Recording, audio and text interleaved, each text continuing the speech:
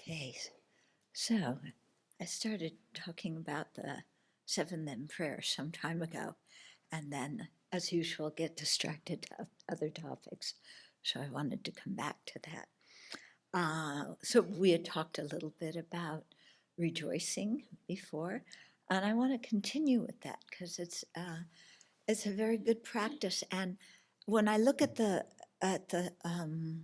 seven limbs, I can kind of see a rationale for their order and how they're paired together, because prostration and offering are like establishing our relationship with the three jewels.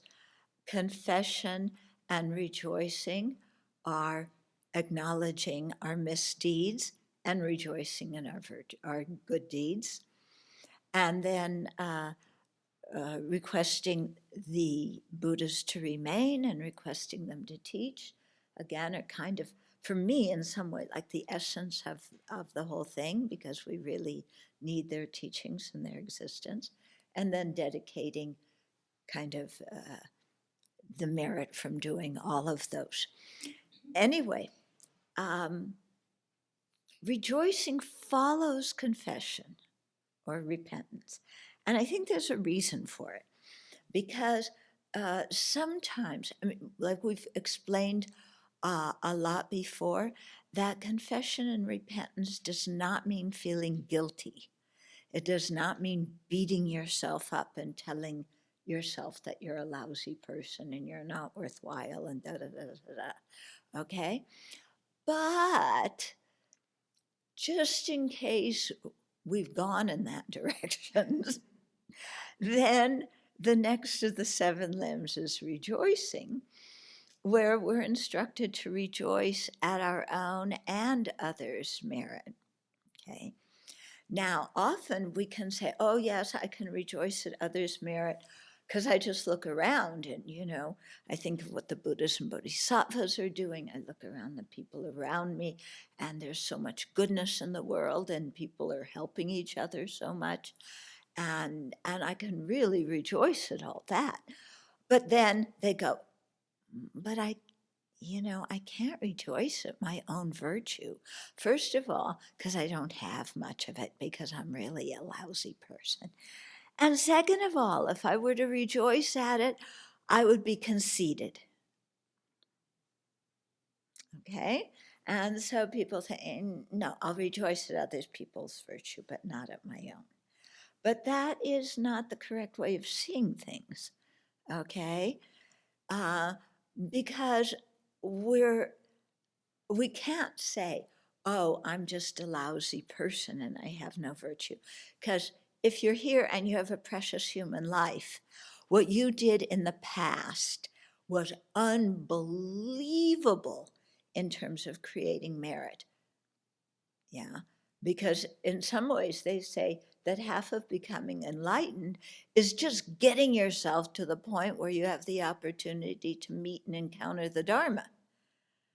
So you've done that. So how can you say, I'm worthless and I don't do anything good? Yeah, I mean, whoever you were in previous lives did a whole lot. And we should acknowledge that. And, by holding precepts, whether, the lay people hold lay precepts, the monastics hold monastic precepts, people hold bodhisattva or tantric precepts, whatever level we're holding, we're keeping some of the precepts. Okay, we also don't keep all of them really well, but that's why we had the confession and repentance. But we do keep some of them, and we are increasing our ability to keep the rest. So we need to give ourselves credit for that, yeah, instead of always belittling ourselves. Okay? So rejoice at our own merit and the merit of others. And rejoicing is not a mark of conceit. Of course, we can inflate ourselves and make ourselves conceited. I'm so virtuous. I'm the best one in the world. I keep the precepts better than anybody else. Blah, blah, blah. Okay, but that's not rejoicing at your own virtue. Okay. Yeah, that's not what is meant.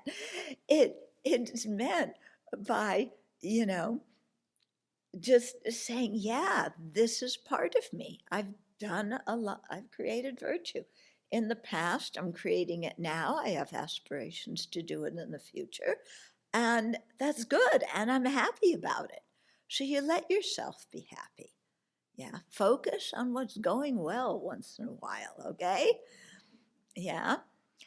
Then, so those are two things about rejoicing. Then another point is, I've noticed one of my teachers, when he leads the second seven limb prayer, he always stops after rejoicing and tells everybody to meditate. Okay? And I have my theories about why he does that. Yeah. One is to get people to see their good qualities. But I also suspect it's because there's a lot of jealousy amongst the disciples. Yeah. And rejoicing is the antidote to jealousy. Because jealousy is, they can't have that goodness, they can't have that merit. I want to destroy what they have and take it for myself, even though you can't take somebody else's good karma from them. We somehow we're jealous and we want to denigrate those people.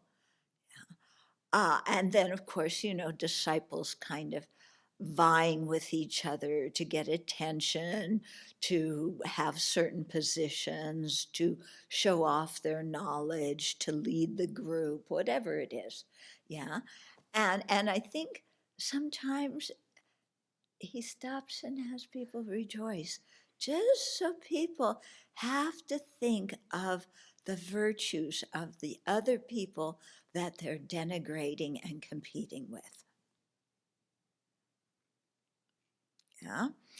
And it's true, because when we're jealous of somebody, the last thing we want to do is rejoice in their merit, in their good fortune, in their knowledge, their talents, their opportunities. Yeah. When we're jealous, all we want to do is sit there and be angry and say the whole world is unfair and think of ways to destroy the other person.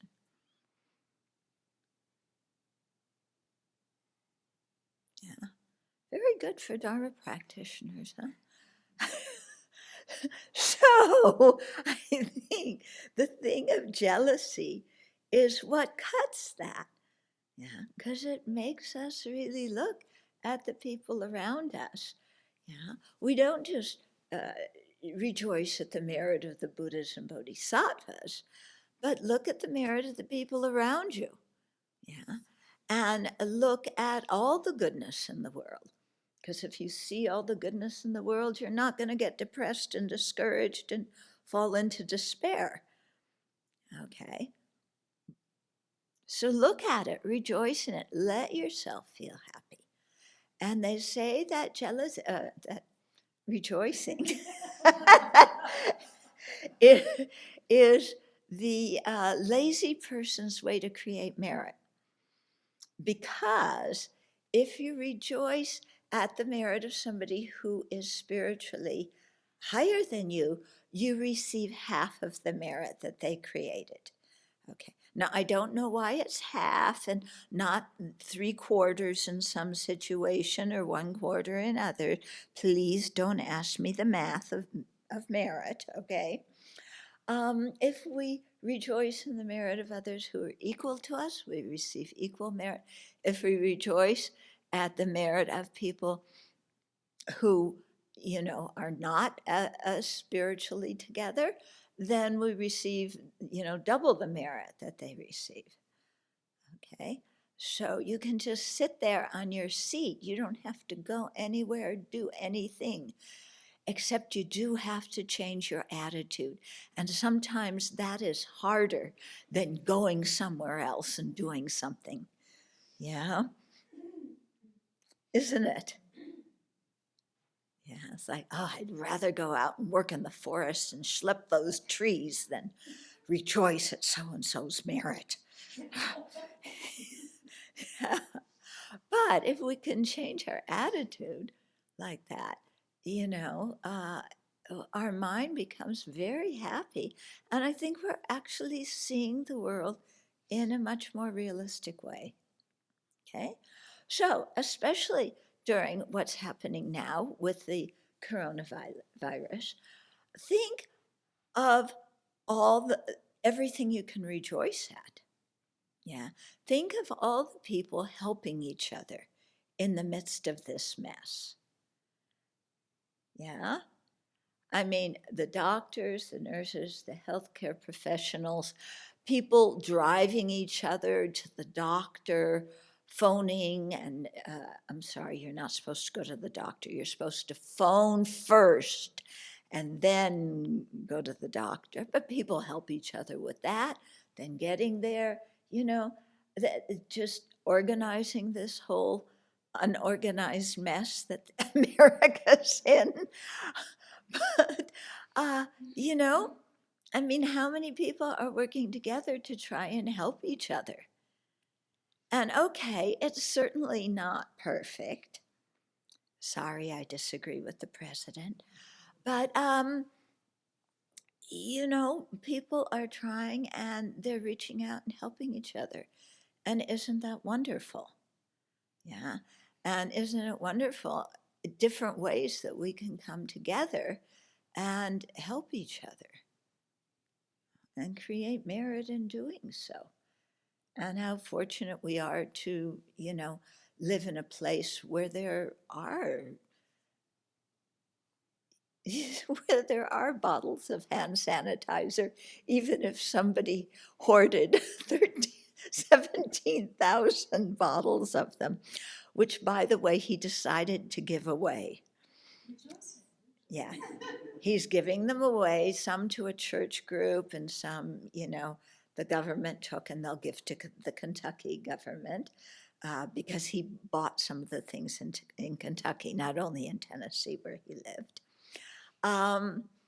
You know, and he's being investigated for price gouging. You know, so yeah, I mean, create problems for yourself and yeah, try and exploit difficulties, and this is what happens. Anyway, you know, so now all those 17,000 bottles of hand sanitizers is, are going to get out to the people who need them, and that's good. Yeah. And so, you know, whatever small or big things we can rejoice at, let's do that. Okay.